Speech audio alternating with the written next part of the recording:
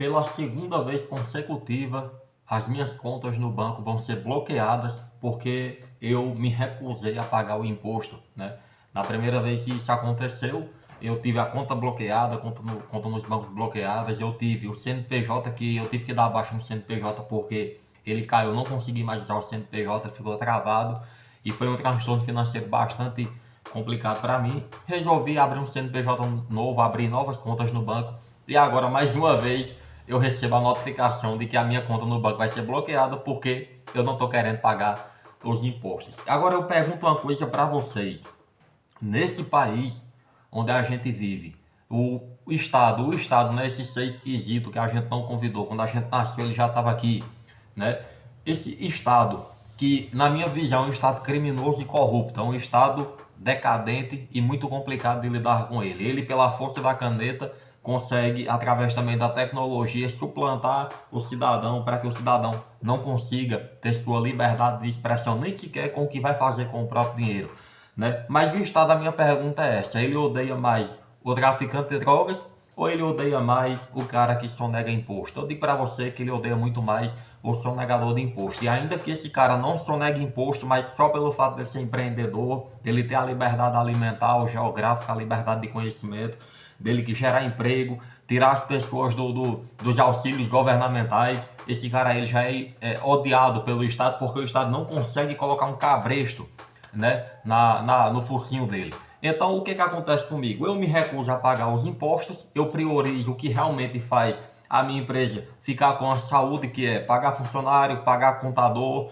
né? Eu me recuso a pagar impostos. Eu não gosto de pagar imposto. Eu pago porque é o jeito. O que eu pago porque é o jeito. Mas, num determinado momento, cheguei a atrasar alguns impostos e pela segunda vez minhas contas no banco estão sendo bloqueadas. Então, diante de tal fator, eu pergunto para vocês, será que o Estado ele não está cometendo o crime, né? O crime de extorsão, quando ele ameaça bloquear minhas contas, quando ele ameaça prejudicar bastante o meu CNPJ? E na sua mente aí de contador, talvez você esteja assistindo nesse vídeo e dizendo, não, quem está prejudicando suas contas é você, seu CNPJ é você, por se recusar a pagar os impostos. Não, a gente tem que também ter uma visão crítica, uma visão de libertação, de liberdade, né? Dentro da nossa cabeça, de que o Estado ele está sendo corrupto, ele é omisso na hora de entregar o imposto de volta em benefício para o cidadão, em infraestrutura, saúde, obra pública, em educação. Ele pega esse dinheiro e ele divide para pequenas quantidades, pequenos grupos que a gente nem conhece quem são, e aí o dinheiro desaparece. Ou seja, eu pego o meu dinheiro que eu consegui com muito esforço, eu coloco nos impostos, né, para o bem do desenvolvimento nacional, e o dinheiro desaparece. Ou seja, eu não tenho nenhum interesse em colocar o meu dinheiro, né, o meu recurso financeiro monetário na mão de um Estado corrupto. Não faz parte do meu cronograma financeiro fazer uma porcaria dessa. Para mim isso não faz sentido. E se não faz sentido na minha mente, eu vou me recusar a fazer, meu amigo. Certo? Eu não sou obrigado a pagar imposto para um Estado corrupto. Se for preciso sonegar, meu amigo, eu sonego. Tá certo? É o que vai pensar o brasileiro comum, o brasileiro simples. Olha, não, peraí, o cara tá pegando meu dinheiro para colocar em champanhe, caviar, enquanto tem rua que não tem um saneamento básico. Isso não faz sentido. Isso é corrupção, isso é roubo. É por isso que Dom Pedro II dizia o seguinte: despesa inútil é furto à nação. Eu não estou dizendo que o imposto deve ser retirado. Não faz sentido tirar o imposto porque a gente precisa do dinheiro. O Estado precisa do dinheiro para poder cuidar das obras públicas, né? Mas o Estado por si só, ele é mal administrador. Estou falando do Estado brasileiro, é mal administrador. Ele não tem inteligência, competência financeira para tomar decisões, contanto que sejam boas para ele. Ou seja, quando o dinheiro for para cair no bolso dele, ele vai saber calcular até um décimo de um centavo, ele sabe calcular, meu amigo. Tá certo? Então é dessa forma que funciona. Veja bem, eu estou tendo minhas contas bloqueadas e eu vou tomar muito cuidado até o final do mês, porque eles me deram 30 dias para que eu regularizasse o que eu pudesse regularizar, para que as contas não sejam bloqueadas e eu não perca meu CNPJ, né? Mas eu vou trabalhar até o final do mês, vou pagar os impostos, deixar tudo quitado, mas dentro de mim vai ficar um sentimento de que eu fui ameaçado porque não queria, basicamente a conversa é essa daqui, mesmo que não esteja explícito, né, nas entrelinhas, mas nas entrelinhas tá, né? O que não tá explícito é nas linhas principais.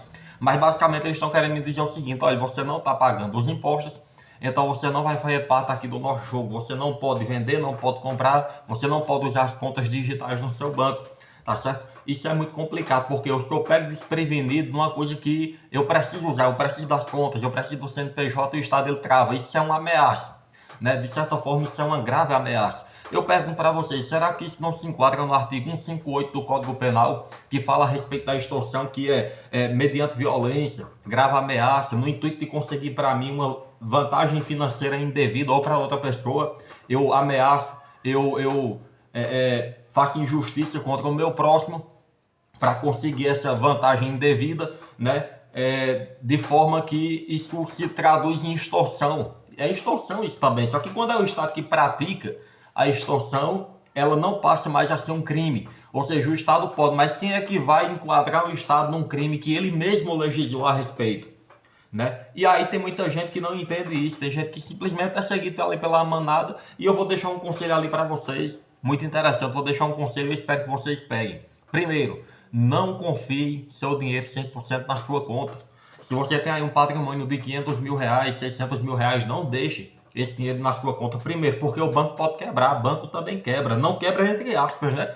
Porque sempre vai ter ali aquele fundo garantidor que vai garantir aí em torno de 200 mil para que o dinheiro volte de volta para o seu bolso. Mas se você tiver mais do que o valor máximo que vai ser convertido em retorno para você, caso esse banco aí venha à falência, né? Será que o Banco Central ele vai cobrir esse prejuízo aí para você? Não deixe todo o seu dinheiro no banco. Não trabalhe 100% com dinheiro no banco, isso é um perigo muito grande. Até o Estado brasileiro, como aconteceu em determinados governos aí, pode extrair o dinheiro da sua conta e você acordar numa bela manhã e não ter mais nenhum centavo depois de passar a sua vida inteira poupando. Isso pode acontecer. Então o que é que você vai fazer, meu amigo? Você vai apostar pelo menos 10% da sua riqueza em moedas digitais, o Ethereum, o Bitcoin. Pegue o dinheiro, pegue 10%, não coloque toda a sua energia, toda a sua força nisso, porque querendo ou não, ainda é uma moeda que está se validando no mercado. Você vai pegar 10% da sua riqueza, vai colocar em Bitcoin. Você vai ter ali 10% de segurança, meu filho. Se por acaso o Bitcoin der errado, que é muito difícil, mesmo assim você não perdeu tudo. É mais fácil o governo brasileiro lhe ferrar do que o Bitcoin. Então 10% da sua riqueza coloque nisso. Outra coisa interessante, compre imóveis, terra, prédios, casa. Se você não tiver o dinheiro de comprar um grande terreno, uma grande casa, um grande prédio, compre coisa básica, mas coloque o seu dinheiro no que no longo prazo, 10, 20 anos, vai valorizar sem sofrer o dano severo da inflação, das decisões miseráveis politicamente e financeiramente falando, que os políticos tomam sem a gente nem saber que porcaria foi que eles escolheram para o destino da nação. E outra coisa muito importante, não coloque toda a sua energia, toda a sua força somente na moeda brasileira. Invista em coisas fora também. Se tiver o dinheiro, talvez aí, de investir em algumas empresas americanas, faça isso, certo? Não dependa somente das empresas brasileiras, muito embora o mercado brasileiro seja um mercado bem robusto quando se trata de ações, e as ações brasileiras pagam muito bem. Mas faça isso aqui que eu estou lhe dizendo. E deixa eu lhe dizer uma coisa, eu estou passando por esses problemas que eu falei para você no início do vídeo, mas eu não estou somente sofrendo, eu estou aprendendo com isso. Já aconteceu comigo na primeira vez, meu amigo, foi um transtorno, eu fiquei muito triste, muito abatido. Agora não, agora eu olho para a situação e digo o que é que eu posso fazer a respeito disso. Beleza, já me ferrei, agora como é que eu posso fazer a respeito disso? No meu caso, como é uma quantidade pequena de impostos, eu vou pagar, vou me livrar e aí tá tudo bem. Mas novamente eu vou ficar com aquele sentimento triste, aquele sentimento de repulsa dentro da minha alma, dizendo o seguinte: olha, eu paguei, aí eu entreguei dinheiro na mão de um corrupto, e esse dinheiro nunca mais vai voltar para minha mão, sendo que ele não fez porcaria nenhuma, ele só conseguiu aí o voto de um monte de gente burra que não entende de porcaria nenhuma. E quarto conselho, não menos importante, quais foram os conselhos que eu dei aqui? Vamos recapitular, né? Primeiro, coloque seu dinheiro em alguma moeda digital, somente uma pequena parte, não coloque toda, ali é uma base de segurança.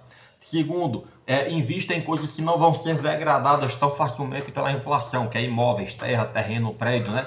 E terceiro, coloque aí o seu dinheiro em alguma coisa fora do país, para que você não dependa somente das decisões burras, politicamente e financeiramente falando, dos políticos brasileiros, que só tomam decisão em prol do seu próprio benefício, do seu próprio bolso. E quarta, aqui, dica de bônus, meu amigo, que você precisa pegar e que vai fazer muito sentido na sua mente. Faça isso aqui que eu estou lhe dizendo. Monte um plano na sua mente para ir embora desse país, certo? Eu sei que não é fácil, que você vai lidar com uma língua estranha, com um povo estranho que você não conhece, mas estude a língua, estude o povo, né? Defina qual país para o qual você vai embora. A gente tem países bons na América do Sul, não precisa nem você ir para longe, né? A Europa ali é um berço de guerras, Tem os Estados Unidos, tem o Canadá, que é um país bom, talvez seja bem interessante para empreender, eu também vou estudar a questão. Mas aqui você tem o Paraguai, você tem o Uruguai, você tem o Chile, né? Você tem países bons com os quais você pode trabalhar, ajudar o país a se desenvolver sem sofrer o dano das más decisões políticas. Ou seja, o político aqui nessa porcaria de país, ele comete um erro, é um erro burro, o povo sofre, mas quem paga o dano que ele cometeu é a gente empreendedor, empresário que trabalha ali no fio da meada, né? Que trabalha com a faca entre os dentes, já ali fazendo da tripa coração. Agora no Paraguai, Uruguai não, o governo ele toma o sofrimento das próprias decisões, ele quem paga ali a decisão mal feita que ele tomou, né? Lá o povo ele vai pagar uma determinada quantidade de imposto. Se o político tomar uma decisão ruim, então ele não vai aumentar o imposto para cobrar do povo por causa do erro que ele cometeu. Aqui no Brasil é isso que acontece. Então, esse vídeo aqui fica não somente como um desabafo, mas como um aprendizado. Faça isso que eu estou dizendo e eu acredito que vai ser proveitoso para você.